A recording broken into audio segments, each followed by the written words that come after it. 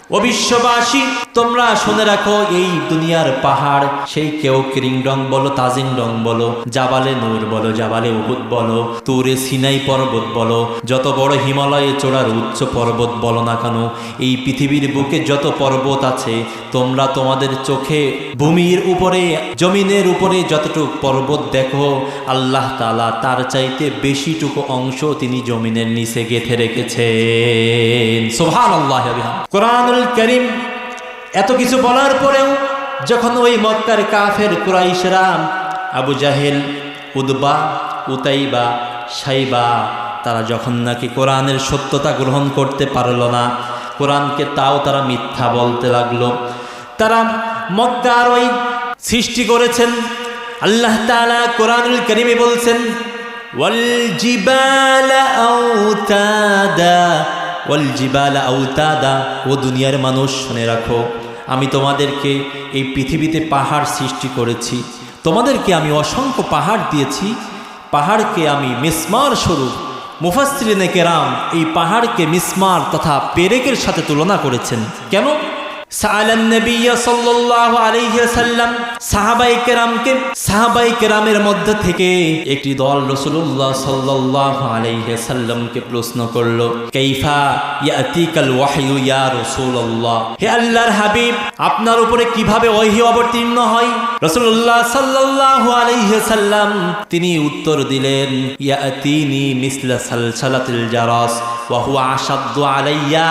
আমার উপরে বিভিন্নভাবে আল্লাহ তাআলা জিব্রাইলের মাধ্যমে ওহী পাঠান, আমার উপরে বিভিন্ন সময় বিভিন্নভাবে ওহী অবতীর্ণ হয়। তার মধ্য থেকে যখন নাকি মিসলা সালসালাতিল জারাস, ঘণ্টার ধ্বনির ন্যায় আওয়াজ হয়ে যেই ওহীটি অবতীর্ণ হয়, সেটি আসাধ্য আলাইয়া, সেটি আমার জন্য সবচাইতে কষ্টকর। কেমন কষ্টকর? অপর হাদিসে আম্মা জান আয়েশা রাদিয়াল্লাহু তাআলা আনহা তিনি তার বর্ণনা করে বলছেন, হাদিসের শেষ অংশে বলছেন, আম্মা জান আয়েশা রাদিয়াল্লাহু তাআলা আনহা তিনি এই ওহী অবতীর্ণের কষ্ট, তিনি রসুলের উপরে যখন ওহী অবতীর্ণ হতো, রসুলের কতটা কষ্ট হতো তার বর্ণনা দিতে গিয়ে তিনি বলছেন, আমি দেখেছি ফি ইয়াউমিশ শীতা, গভীর শীতে, প্রচণ্ড শীতের দিনে, যখন নাকি প্রকাণ্ড শীত, প্রচুর শীতের প্রকোপ, সেই শীতের দিনে যখন রাসূলুল্লাহ সাল্লাল্লাহু আলাইহি ওয়াসাল্লামের উপরে জিব্রাইল ওহী নিয়ে আসতো, তখন রাসূলুল্লাহ সাল্লাল্লাহু আলাইহি ওয়াসাল্লামের কপাল মোবারক থেকে ঘাম ঝরতে থাকতো। সুবহানাল্লাহি ওয়া বিহামদিহি, আল্লাহু আকবার কাবীরা। রাসূলুল্লাহ সাল্লাল্লাহু আলাইহি ওয়াসাল্লাম তিনি কতটা কষ্ট করেছেন, যে প্রচণ্ড শীতের দিনে যখন রসুলের উপরে ওহী আসতো, রাসূলুল্লাহ সাল্লাল্লাহু আলাইহি ওয়াসাল্লাম তিনি তার চাদরকে তিনি খুলে ফেলতেন, এবং আম্মা জান আয়েশা বলছেন, আমি দেখতাম রসুলের সেই নোরানি চাঁদ মোবারক, কপাল মোবারক, নোরানি চাঁদময় কপাল মোবারক থেকে টপ টপ করে ঘাম ঝরতে থাকতো। আল্লাহু আকবার কাবীরা। এতটা কষ্ট রসুল সাল্লাল্লাহু আলাইহি ওয়াসাল্লাম করেছেন সুদীর্ঘ 23 বছর যাবৎ। অসংখ্যবার মুফাসসিরিনে কেরাম বলছেন 21,000 বার জিবরাইল আলাইহিস সালাতু ওয়াস সালাম রাসূলুল্লাহ সাল্লাল্লাহু আলাইহি ওয়াসাল্লামের কাছে এসেছেন বিভিন্ন প্রেক্ষাপট অনুযায়ী, এবং এই কোরআনুল কারীম অবতীর্ণ করেছেন। সুবহানাল্লাহি ওয়া বিহামদিহি। এখানেই শেষ নয়। আপনি মনে করছেন কোরআন এমনি এমনিই চলে এসেছে। না না, কোরআন 200 টাকা দিয়ে ক্রয় করলেন আর আপনার হাতে চলে এসেছে, এটি তো এখন এতটা সহজ হয়েছে। কিন্তু এই কোরআনুল কারীমের ভারত্বতা কত, কোরআনের কারীমের ওয়েটটা কত, সেই কোরআনের ওয়েট এবং তার ওজন যদি আমরা জানতে চাই, তাহলে আল্লাহ তাআলার দেওয়া বিধান কোরআনের মধ্য থেকেই আমরা জানতে পারি। এ পৃথিবীতে আল্লাহ তাআলা অসংখ্য পাহাড় তিনি সৃষ্টি করেছেন। আল্লাহ তাআলা কোরআনুল কারীমে বলছেন, ওয়াল জিবালা আওতাদা, ওয়াল জিবালা আওতাদা। ও দুনিয়ার মানুষ, শুনে রাখো, আমি তোমাদেরকে এই পৃথিবীতে পাহাড় সৃষ্টি করেছি, তোমাদেরকে আমি অসংখ্য পাহাড় দিয়েছি, পাহাড়কে আমি মিসমার স্বরূপ। মুফাসসিরিনে কেরাম এই পাহাড়কে মিসমার তথা পেরেকের সাথে তুলনা করেছেন। কেন? কেন পেরেক বলা হচ্ছে পাহাড়কে? এর মেকানিজম কি? আমি এই কথাগুলি কি জন্য বলছি? কোরআনের ওজন বোঝাতে যে আল্লাহ তাআলা কোরআনকে পাহাড়ের সাথে সাদৃশ্য দিয়েছেন। আমি সেদিকে আস্তে আস্তে যাব। তার পূর্বে এই পাহাড়ের একটি মেকানিজম রয়েছে।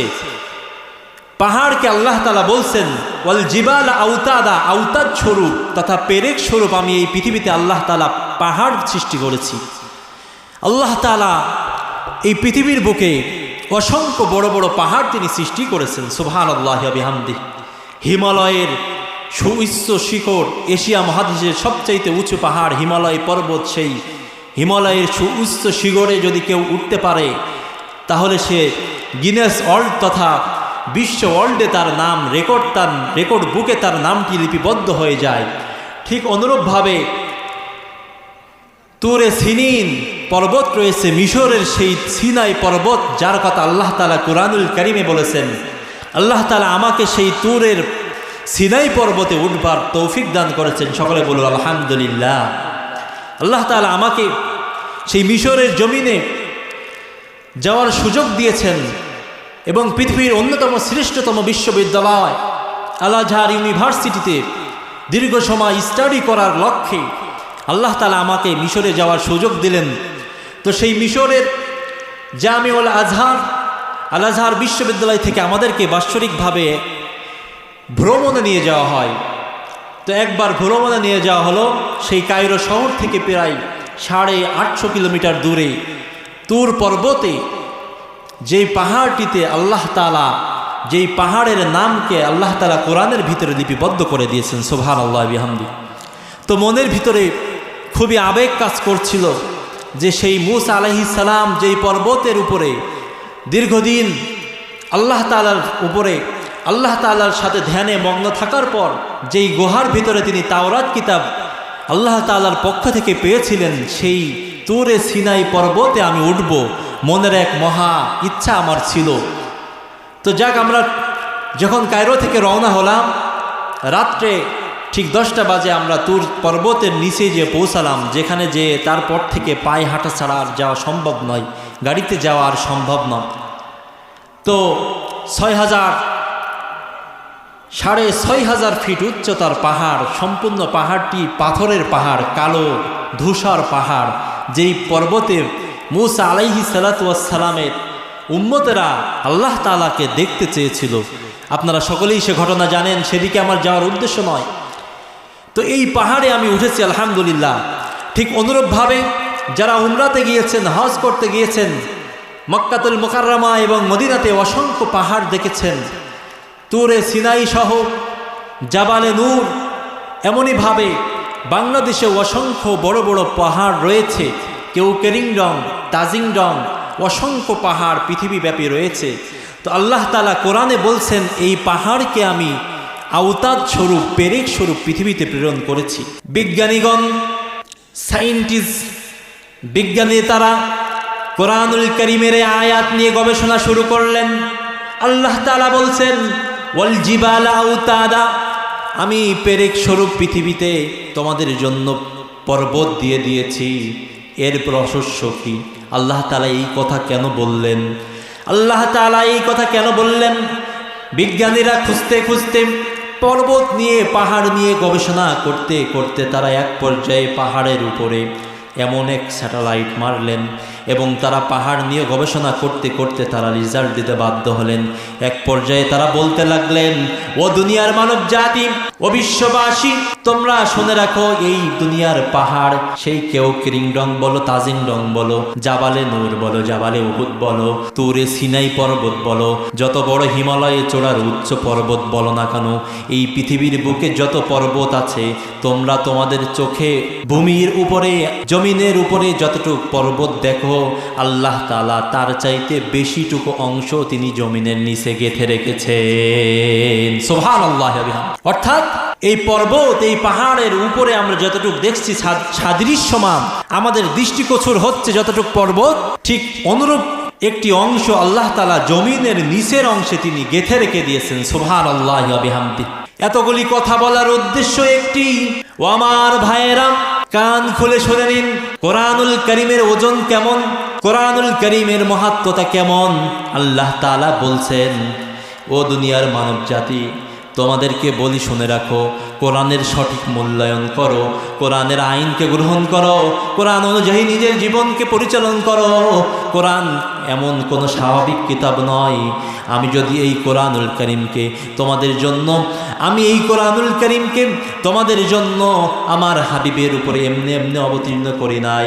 আমার নবী তোমাদের সঠিক পথ দেখানোর লক্ষ্যে তোমাদেরকে ইসলামের উপরে কায়েম থাকার জন্য কোরআনুল কারীমকে ধারণ করেছেন। আল্লাহ তাআলা বলছেন, লাউ আনজালনা হাযাল কুরআন আলা জাবালিন লারাআইতাহু লাখাশিআম মুতাসাদ্দিআম মিন খাশিয়াতিল্লাহ ওয়া তিলকাল আমসালু নাদরিবুহা লিন্নাসি লাআল্লাহুম ইয়াতাফাক্কারুন। ও দুনিয়ার মানুষ, এই কোরআনুল কারীমের ওজনটা কেমন?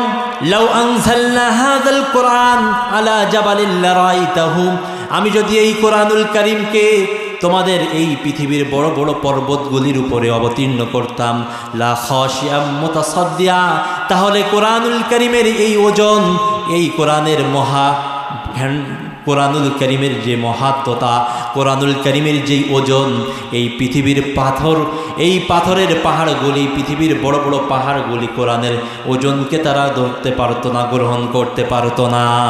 সুবহানাল্লাহি ওয়া বিহামদিহি। কোরআনুল কারীমের এই ওজন, পৃথিবীর এই বড় বড় পাহাড়গুলি তারা গ্রহণ করতে সক্ষম হতো না। সেজন্যই আল্লাহ তাআলা এই কোরআনের মহত্বতা বোঝাতে গিয়ে, কোরআনের ওজন বোঝাতে যে সাদৃশ্য দিয়েছেন পর্বতের সাথে, আর আমি পাহাড়ের এত কিছু বিশ্লেষণ এজন্যই করলাম যে এই এত বড় পাহাড়, একবার আপনি চিন্তা করে দেখুন, এত বড় বড় পাহাড় যদি কোরআনুল কারীমের এই ওজনকে গ্রহণ করাতে না পারে, আল্লাহ বলছেন যদি আমি অবতীর্ণ করতাম তাহলে পাহাড় চূর্ণ বিচূর্ণ হয়ে যেত, কোরআনের ভরকে রাখতে পারত না। তাহলে সেই কোরআনকে সুদীর্ঘ 23 বছর যাবৎ রাসূলুল্লাহ সাল্লাল্লাহু আলাইহি সাল্লাম তিনি ধারণ করেছেন আমাদের জন্য। সুবহানাল্লাহি ওয়া বিহামদিহি। কতটা কষ্ট তিনি করেছেন বিশ্বনবী, তিনি তার উম্মতের জন্য কতটা কষ্ট করেছেন, কতটা দুঃখ কষ্ট হওয়া সত্ত্বেও তিনি কোরআনকে গ্রহণ করেছেন। কিন্তু আজ অত্যন্ত পরিতাপের সাথে, দুঃখের সাথে বলতে হচ্ছে, আমরা নামে মুসলমান হয়েছি কিন্তু এই কোরআন থেকে দূরে সরে যাচ্ছে দিন দিন। জোরে বলুন ঠিক কিনা? কয়জন মানুষ, কয়জন ব্যক্তি হাত তুলে বলতে পারবে যে আমি আমার জীবনের একটি বড় সময় কোরআনুল কারীমকে সঠিকভাবে শেখার জন্য, কোরআনকে সঠিকভাবে বোঝার জন্য আমি আমার জীবনের একটি দীর্ঘ সময় আমি ব্যয় করে দিয়েছি? আপনি একটু ফিকির করুন, একটু চিন্তা করুন। আল্লাহ তাআলা যদি কাল কিয়ামতের ময়দানে আপনাকে জিজ্ঞাসা করে যে বান্দা, এ দুনিয়াতে তোমাকে আমি একটি দীর্ঘ লম্বা হায়াত দিয়েছিলাম, সে হায়াতে তুমি কি করে এসেছো? রাসূল যে বলেছেন, আল কোরআনু শাফিউন মুশাফফাউন ইয়াউমাল কিয়ামা, কোরআন শাফাআতকারী হবে কাল কিয়ামতের ময়দানে। কার জন্য হবে? আপনি আমি যদি এই কোরআনকে সঠিকভাবে না পড়ি, না মানি, না বিধান পালন করার চেষ্টা করি, কোরআন কি আমাদের জন্য শাফাআত করবে? জোরে বলুন। আল্লাহ তাআলা আমাদের প্রত্যেককে কোরআনুল কারীমকে তার সঠিক মর্যাদা দিয়ে পড়বার এবং আমল করার তৌফিক দান করুন। সকলে বলুন আমিন। তো কোরআনুল কারীম এমন এক মহাগ্রন্থ, যে গ্রন্থটি আল্লাহ তাআলা তার হাবিব বিশ্বনবী সাল্লাল্লাহু আলাইহি সাল্লামের উপরে অবতীর্ণ করেছেন। আমরা ধারাবাহিকভাবে কোরআন কিভাবে আসলো, কোন মাসে আসলো, কোন ভাষায় আসলো, কোথা থেকে আসলো, কোরআন কেমন ওয়েটফুল কিতাব, সব কিছু জানলাম। তো এই কোরআনুল কারীমকে শুধুমাত্র আমাদের জন্যই না, কোরআনুল কারীম এমন এক কিতাব, এই কিতাবটি শুধুমাত্র আমাদের কাছেই আল্লাহ তাআলা প্রেরণ করেন নাই। রাসূলুল্লাহ সাল্লাল্লাহু আলাইহি সাল্লাম যখন নাকি কোরআনুল কারীম তেলাওয়াত করতেন, যখন রাসূলুল্লাহ সাল্লাল্লাহু আলাইহি সাল্লামের উপরে কোরআনুল কারীম অবতীর্ণ করা হলো, এই বিশ্বের মুসলিম জাতি, মানব জাতি, ইনসানের পাশাপাশি জিনের মধ্য থেকে একটি জাতি, জিন জাতীয় কোরআনুল কারীম শ্রবণ করত এবং রাসূলুল্লাহ সাল্লাল্লাহু আলাইহি ওয়াসাল্লামের কাছে এসে কোরআনের শিক্ষা গ্রহণ করত। আল্লাহ তাআলা পবিত্র কোরআনুল কারীমে সে কথাই বলছেন, وَإِذْ صَرَفْنَا إِلَيْكَ نَفَرًا مِنَ الْجِنِّ يَسْتَمِعُونَ الْقُرْآنَ فَلَمَّا حَضَرُوهُ فَلَمَّا قُضِيَ إِلَى قَوْمِهِمْ مُنذِرِينَ। আল্লাহ তাআলা কোরআনুল কারীমে সে কথাও বলে দিচ্ছেন, হে রাসূল আর স্মরণ করুন সে সময়ের কথা, ফালাম্মা কুদিয়া ওয়ালাউ ইলা কওমিহিম মুনজিরিন, আমি আপনার কাছে জিনদের মধ্য থেকে একটি জাতি প্রেরণ করেছিলাম, যে জাতি আপনার কাছে এসে কোরআনের শিক্ষা গ্রহণ করত, কোরআন শ্রবণ করত এবং তারা তাদের কওমের কাছে ফিরে যেত। ইলা কওমিহিম মুনজিরিন, তারা তাদের জাতির কাছে ফিরে যেত এবং তাদেরকে সতর্ক করত। আল্লাহ তাআলা অন্যত্র বলছেন, ক্বালু ইয়া কওমানা ইন্না সামি'না কিতাবান উনজিলা মিন বা'দি মূসা মুসাদ্দিকাল লিমা বাইনা ইয়াদাইহি ইলাল হাক্কি ওয়া ইলা তারিকিম মুস্তাকিম। হে রাসূল আর সেই জিন জাতি আপনার কাছ থেকে কোরআনুল কারীম শ্রবণ করে তাদের গোত্রে তারা ফিরে যেত এবং তারা বলতে লাগলো, ক্বালু ইয়া কওমানা, তারা বলতো হে আমার সম্প্রদায়, ইন্না সামি'না কিতাবান, নিশ্চয় নিঃসন্দেহে আমরা এমন একটি কিতাব, এমন একটি বাণী শ্রবণ করেছি, উনজিলা মিন বা'দি মূসা, উনজিলা মিন বা'দি মূসা মুসাদ্দিকাল লিমা বাইনা ইয়াদাইহি, মুসাদ্দিকাল লিমা বাইনা ইয়াদাইহি ইয়াহদি ইলাল হাক্কি ওয়া ইলা তারিকিম মুস্তাকিম, যা পূর্ববর্তী কিতাবের সত্যায়নকারী এবং মহাগ্রন্থ মহাসত্য এক সংবিধান। সুবহানাল্লাহ ওয়া বিহামদিহি।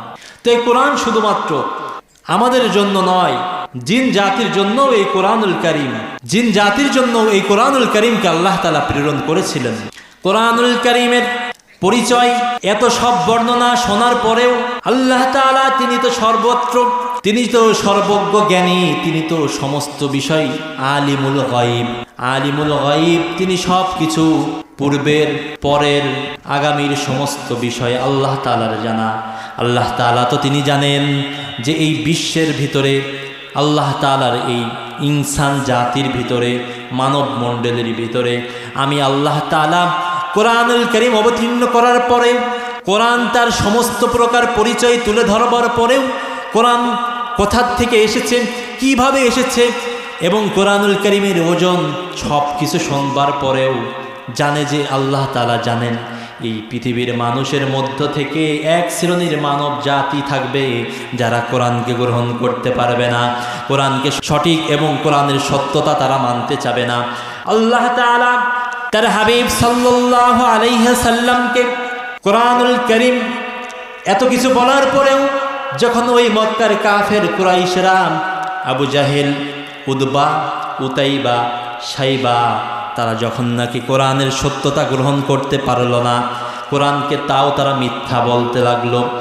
তারা মক্কার ওই মূর্খ মানব সমাজের কাছে তারা প্রকাশ করতে লাগলো, মুহাম্মদ তো জাদুকর, মুহাম্মদ তো মিথ্যা কবিতা বলে, মুহাম্মদ তো তার মন গড়া প্রলাপ করে, এমন কথা যখন বলতে লাগলো, আল্লাহ তাআলা তার হাবিবের ওই বিষণ্ণতাকে দূর করার জন্য তিনি তখন আল্লাহ তাআলা রাসূলের উপরে আবার তিনি আয়াত অবতীর্ণ করে দিলেন জিবরাইলের মাধ্যমে।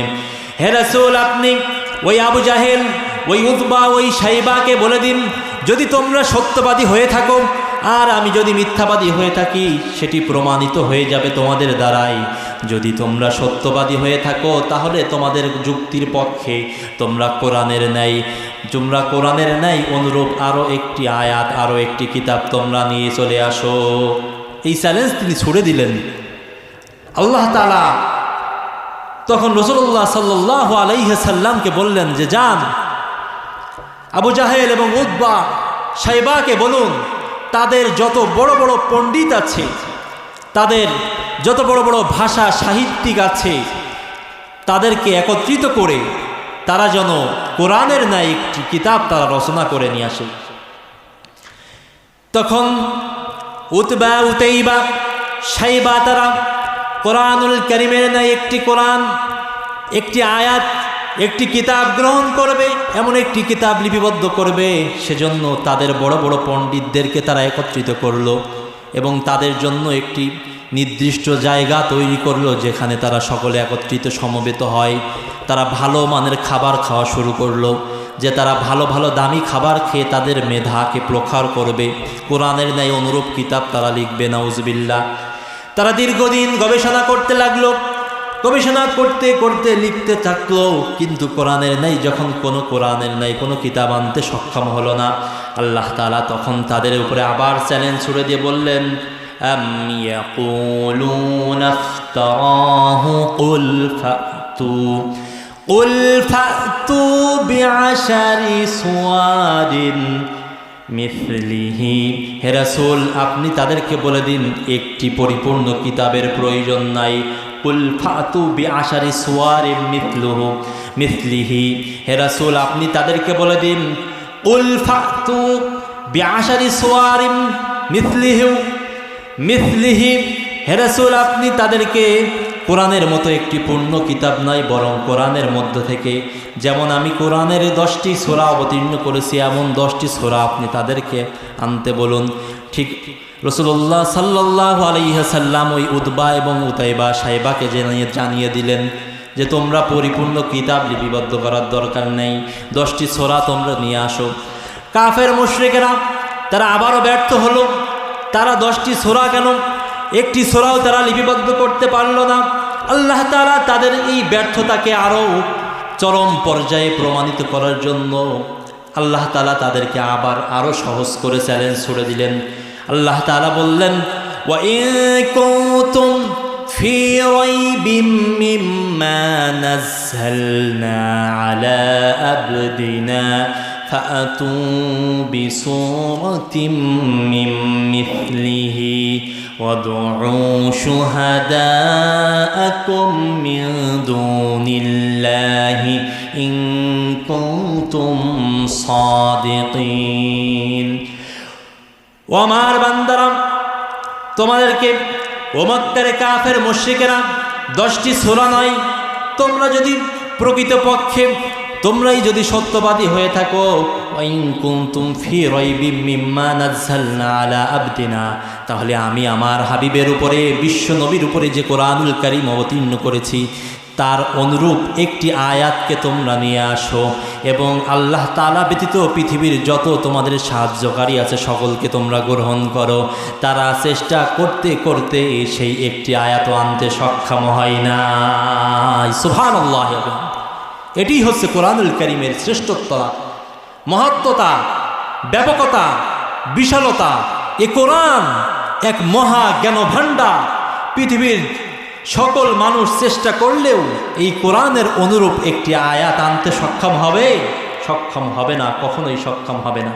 তারা কিছু কিছু কিতাবের ভিতরে বর্ণনা পাওয়া যায় যে তারা এই দীর্ঘ সময় তাদের যে গ্রুপ, তাদের যে একটি গোষ্ঠীকে তারা একত্রিত করেছিল যে তারা কোরআন লিপিবদ্ধ করবে, তারা দীর্ঘ সময় গবেষণা করার পর তারা সেই কাফের মুশরিক মক্কায় যখন তাদের নাকি মস্তক মাথা যখন নাকি নত হয়ে যাচ্ছিল, সমাজের মানুষ যখন নাকি তাদের মিথ্যা বুঝে যাচ্ছিল, সে সময় তারা কোরআন থেকে কিছু আয়াতকে কপি করে তাদের মন মতো লিপিবদ্ধ করে নিয়ে আসলো।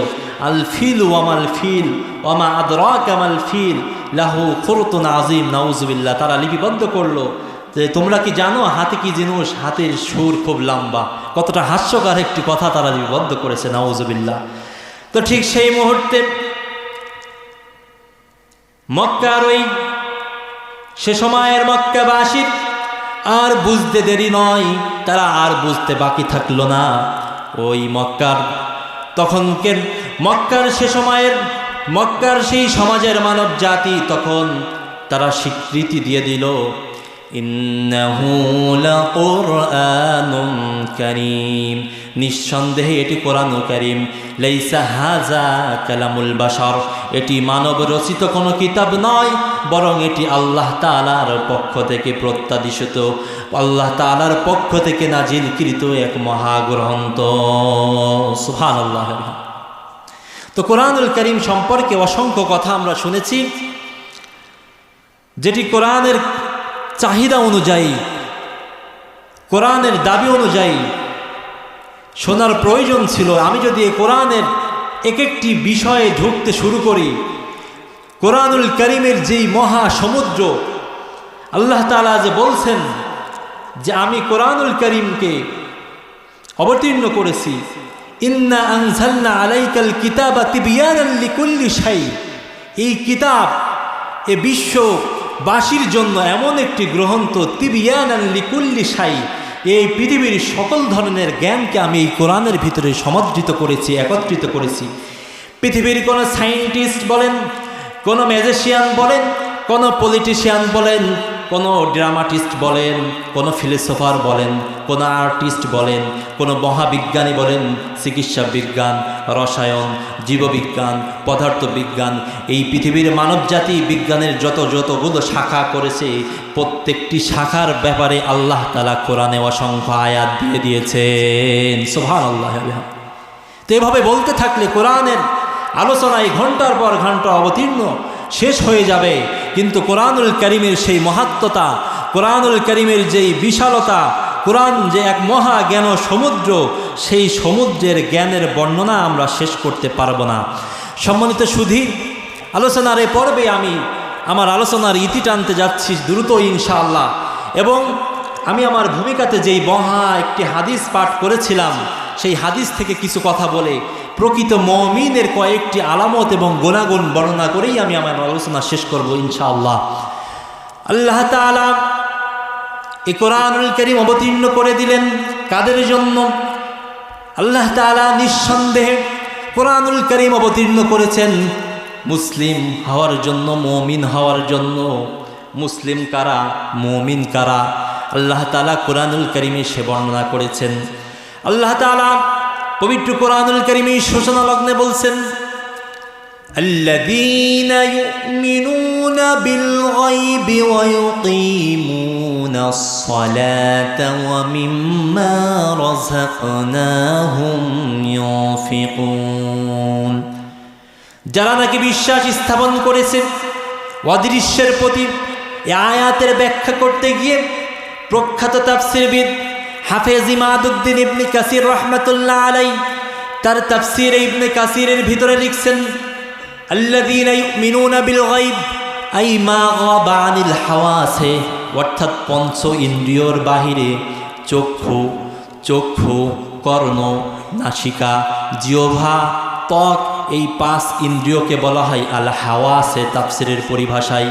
এই পঞ্চ ইন্দ্রিয় দিয়ে যেই বিষয়গুলি অনুভব করা যায় না, সেইগুলোই হচ্ছে গায়েবের বিষয়, অর্থাৎ মহান আল্লাহ রব্বুল আলামিনের যেই জান্নাত রয়েছে, জাহান্নাম রয়েছে, আরশে কুরসি রয়েছে, আল্লাহ তাআলা যে এক, এবং তার পূর্ব আল্লাহ তাআলার প্রেরিত রসুল মুহাম্মদ সাল্লাল্লাহু আলাইহি ওয়াসাল্লাম যে সর্বশেষ নবী, এই বিষয় সমূহের উপরে এবং না দেখা বিষয়ের উপরে, অর্থাৎ জান্নাত জাহান্নামের উপরে যারা ঈমান আনয়ন করেছে তারাই প্রকৃত মুমিন।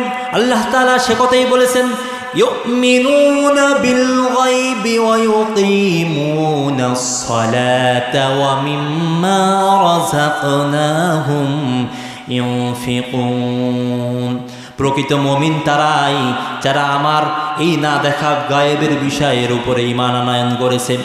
আল্লাহ তাআলা পবিত্র কোরআনুল কারীমে মুমিন ব্যক্তিদের গুণাবলী বলার জন্য, প্রকৃত মুমিন কারা সেই মুমিন ব্যক্তিদের আলামতগুলি বর্ণনা করার জন্য মুমিনের নামেই একটি সূরা দান করেছেন। সুবহানাল্লাহি ওয়া বিহামদি। আল্লাহ তাআলা পবিত্র কোরআনুল কারীমে 18তম পারায় একটি সূরা দিয়েছেন মুমিনের নামে, সূরাতুল মুমিনুন। সেই সূরার মধ্যখানে সূরার সূচনা লগ্নে আল্লাহ তাআলা বলছেন قد أفلح المؤمنون। প্রকৃত সফলকাম কারা? আমরা যদি প্রশ্ন করি যে পৃথিবীতে প্রকৃত সাকসেসফুল ব্যক্তি কারা, আল্লাহ তাআলা তার উত্তর দিয়েছেন সূরা মুমিনুনের শুরুতেই। আল্লাহ বলছেন قد أفلح المؤمنون। এই পৃথিবীর যত বড় তুমি দার্শনিক হও না কেন, ক্ষমতার দিক থেকে এই পৃথিবীর যত ক্ষমতাধর ব্যক্তি আছে না কেন, ডোনাল্ড ট্রাম্পের কথা বলুন, আমেরিকান এক্স প্রেসিডেন্ট জো বাইডেনের কথা বলুন, এমনইভাবে বারাক ওবামার কথা বলুন, জর্জ ডব্লিউ বুশের কথা বলুন, পুতিনের কথা বলুন, মোদির কথা বলুন, পৃথিবীর যত বড় বড় নাস্তিক এবং মুরতাদ ইহুদি ঈমান আনয়ন করে নাই এমন যত শাসক আছে, তারা কি প্রকৃত সফলকাম? নিঃসন্দেহে তারা সফলকাম নয়, তারা প্রকৃত ব্যর্থ। আল্লাহ তাআলা কোরআনুল কারীমে বলছেন প্রকৃত সফলকাম তারাই যারা নাকি ঈমান আনয়ন করেছে আমার উপরে এবং অদৃশ্যের বিষয়ের উপরে। সুবহানাল্লাহি ওয়া বিহামদি। আল্লাহ তাআলা সে কথাই বলছেন قد أفلح المؤمنون। প্রকৃত সফলকাম ব্যক্তি কারা? ও দুনিয়ার ব্যক্তিরা, ও দুনিয়ার মানব মণ্ডলীরা, আজকের এই গ্রামের মানুষেরা, আমার ভাইয়েরা, আমার বাপেরা, পর্দার আড়ালে বসে থাকা আমার আম্মা জানেরা, আপনি দুনিয়াতে যত ডিগ্রি অর্জন করেন না কেন, আপনার সন্তানকে দুনিয়ার যত ডিগ্রি আপনি অর্জন করেন না কেন, ব্যারিস্টার বানান, উকিল বানান, ডাক্তার বানান, কোনো সমস্যা নাই। কিন্তু আল্লাহ তাআলা তার স্বয়ং তার নাজিলকৃত বিধান কোরআনুল কারীমে প্রকৃত সফলকাম ব্যক্তি কারা? আপনি মনে করছেন আপনার সন্তান এই পৃথিবীতে বিশাল বড় ডাক্তার হয়েছে, আপনার বিশাল নাম, আপনার বিশাল সম্মান, আপনি বিশাল কিছু অর্জন করে ফেলেছেন। হ্যাঁ, এই দুনিয়াতে আপনার সন্তান ডাক্তার হতে পারে, কিন্তু তার পূর্বে আপনার সন্তানকে দ্বীনের এই সঠিক বিধান জ্ঞান শিক্ষা দিতে হবে। জোরে বলুন ঠিক কিনা? ঠিক কিনা? আল্লাহ তাআলা তার সঙ্গেই স্বয়ং নিজেই পৃথিবীর সফলকাম ব্যক্তির সংজ্ঞা দিয়েছেন। বলছেন ও মানব মণ্ডলী, তোমরা শুনে রাখো, তোমরা যত ডিগ্রি অর্জন করো না কেন, তোমরা যত বড় বড় দার্শনিক হও না কেন, যত বড় বড় বিজ্ঞানী হও না কেন, তোমরা যদি আমার দেওয়া নাজিলকৃত কোরআনুল কারীমকে যদি তোমরা গ্রহণ করতে না পারো, তাহলে তোমরা প্রকৃত ব্যাখ্যায়, তোমরা প্রকৃত অর্থে তোমরা ব্যর্থ। আর যারা প্রকৃত সফল তারা হচ্ছে আমার উপরে ঈমান আনয়নকারী মুমিন মুত্তাকি বান্দারা। সুবহানাল্লাহি ওয়া বিহামদিহি।